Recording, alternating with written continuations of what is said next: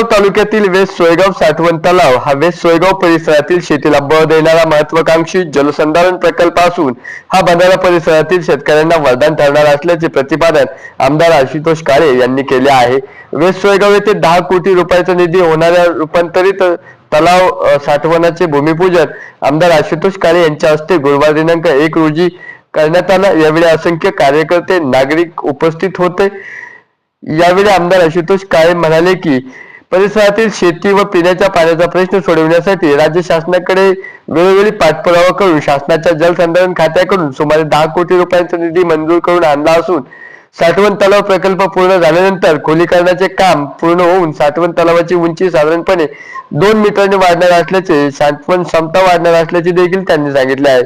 यामुळे शेतीच्या व पिण्याच्या पाण्याचा अधिक प्रमाणात पाणी उपलब्ध होणार असून याचा थेट लाभ शेतकरी वर्गाला देखील होणार असल्याचे सांगितले आहे। मोठ्या प्रमाणात वाहून जाणारे पावसाचे पाणी साठवण करून ठेवण्यात येणार असून त्यामुळे भूजल पातळी देखील वाढू शकते। याचा फायदा शेती सिंचनासाठी होणार असल्याचे आमदार आशुतोष काळे यांनी सांगितले आहे। रूपांतरीय साठवण तलाव या कामाचं भूमिपूजन संपन्न झालेलं आहे। या माध्यमातून हा जो तलाव आहे बरेच वर्ष 50 वर्षापासून हा तलाव या ठिकाणी अस्तित्वात आहे आणि याचं लिकेज काढून याची साठवण क्षमता वाढवण्याचं काम या माध्यमातून होणार आहे आणि या सर्व परिसरातील शेतकऱ्यांना याचा मोठा फायदा होणार आहे आणि अतिशय महत्त्वाचं काम या ठिकाणी होतं आहे। असेच इतरही पाझर तलाव साठवण तलाव या परिसरामध्ये आहे।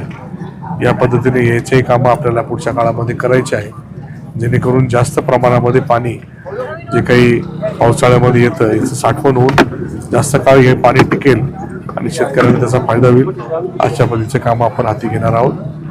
तर या सर्व कामांसाठी जो काही निधी लागलेला आहे राज्य शासनाच्या माध्यमातून याचं काम होतं आहे। पुढच्या काळामध्ये अजून हे कामं होण्यासाठी जे काही निधी लागेल त्याचा पाठपुरावा मी या ठिकाणी करणार आहे आणि जे काही संभ्रम लोक पसरवत आहे ते कुठेही आपण शंका न ठेवता हे काम शेतकऱ्यांसाठी आहे आणि आपल्याच परिसरातल्या शेतकऱ्यांसाठी आहे। यात कुठली शंका आपण ठेवू नये एवढी विनंती करतो। सर्वांना नवीन वर्षाच्या खूप खूप शुभेच्छा देतो। धन्यवाद।